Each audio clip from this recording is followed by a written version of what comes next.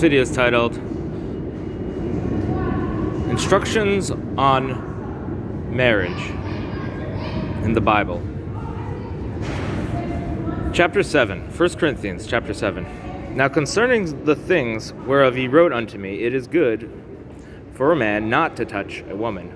Nevertheless, to avoid fornication, let every man have his own wife, and let every woman have her own husband. Let the husband render unto the wife due benevolence, and likewise also the wife unto the husband. The wife hath not power of her own body, but the husband, and likewise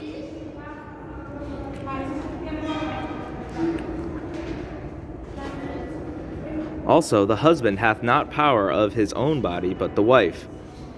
Defraud ye not one the other, except it be with consent for a time, that ye may give yourselves to fasting and prayer, and come together again, lest Satan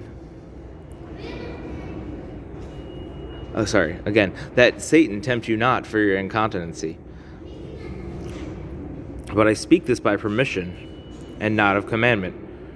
For I would that all men were even as I myself. But every man hath his proper gift of God, one after this manner, and another after that. I say therefore to the unmarried and widows, it is good for them if they abide even as I. Paul was unmarried, by the way. It says, but if they cannot contain, let them marry, for it is better to marry than to burn. And unto the married I command, yet not I, but the Lord, let not the wife depart from her husband. And if she depart, let her remain unmarried, or be reconciled to her husband. And let not the husband put away his wife.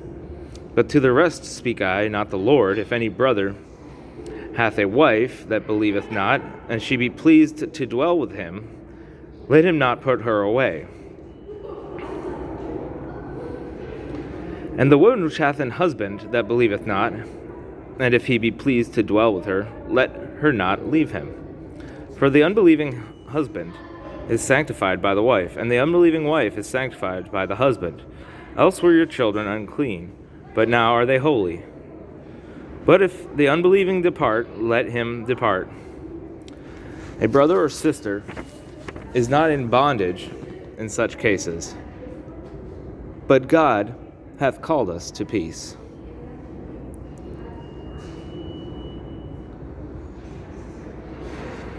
For what knowest thou, O wife, whether thou shalt save thy husband? Or how knowest thou, O man, whether thou shalt save thy wife? But as God hath distributed to every man, as the Lord hath called every one, so let him walk. And so ordain I in all churches. Is any man called being circumcised? Let him not become uncircumcised. Is any man called in uncircumcision? Let him not be circumcised. Circumcision is nothing, and uncircumcision is nothing, but the keeping of the commandments of God. Let every man abide in the same calling wherein he was called. Art thou being called a servant? Care not for it. But if thou mayest be made free, use it rather. For he that is called in the Lord, being a servant, is the Lord's freeman. Likewise also he that is called, being free, is Christ's servant. Ye are bought with a price. Be not ye the servants of men. Brethren, let every man wherein he is called therein abide with God. Now concerning virgins I have no commandment of the Lord, yet I give my judgment as one that hath obtained mercy of the Lord, to be faithful. I suppose therefore that this is good for the present distress. I say that it is good for a man so to be. Art thou bound unto a wife? Seek not to be loosed. Art thou loosed from a wife? Seek not a wife. I'm going to reread that one. I suppose, therefore, that this is good for the present distress. I say that it is good for a man so to be. Art thou bound unto a wife? Seek not to be loosed. Art thou loosed from a wife? Seek not a wife. But if And if thou marry, thou hast not sinned, and if a virgin marry, she hath not sinned. Nevertheless, such shall have trouble in the flesh, but I spare you. But this I say, brethren, the time is short.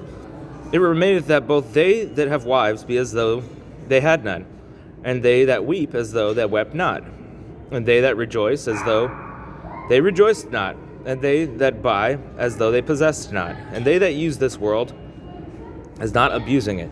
For the fashion of this world passeth away. But I would have you without carefulness. He that is unmarried careth for the things that belong to the Lord, how he may please the Lord. But he that is married careth for the things that are of the world, how he may please his wife.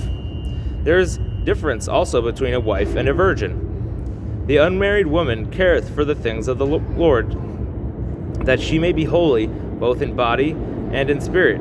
But she that is married careth for the things of this world, how she may please her husband.